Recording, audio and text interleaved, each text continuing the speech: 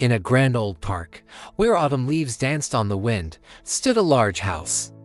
This was home to a wealthy family, a successful father, a loving mother, and their daughter, Alice.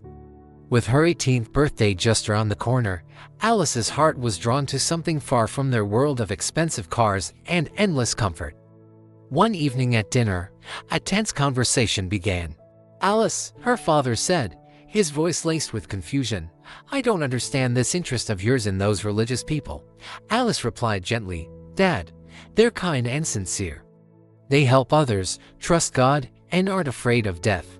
Her mother tried to mediate, but her father's frustration grew. "What makes them better than anyone else?" he demanded. Tears welled in Alice's eyes, but she stood her ground. "They sacrifice for others. Many of them support the orphan shelter near the church, some even giving half their salary." Her father slammed his fist on the table. "That's enough." But Alice's voice was steady as she announced, "Tomorrow, I will be baptized."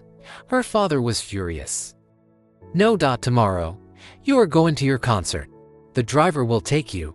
The next morning, Alice left the house with her violin. A white limousine waited. As the driver opened the door, he said, "Wait here. I just need to speak with your father." Alice sat in the back and closed her eyes, but a sudden impulse changed everything. She quietly slipped out of the car, hailed another ride, and went straight to the church. The driver returned, assuming she was asleep in the back, and drove off. On the highway, a terrible accident occurred. A truck lost control and crashed into the limousine. When the driver awoke in the hospital, his first question was, "Is the girl alive?"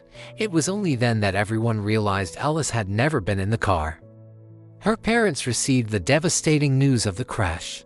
The mother was inconsolable, the father completely shocked. Just then, the doorbell rang. The servant opened it and screamed in surprise. There stood Alice, alive and completely unharmed. She walked in and said softly, "Mom, Dad, forgive me. I went to the church, and I was baptized." Their shock and fear melted away, replaced by overwhelming joy and relief. From that day on, everything changed. A year later, songs of worship filled their home, the family began attending church together, and Alice's father became a generous supporter of the orphan shelter. Their lives, once defined by wealth, were now filled with faith, purpose, and a new story written by God Himself.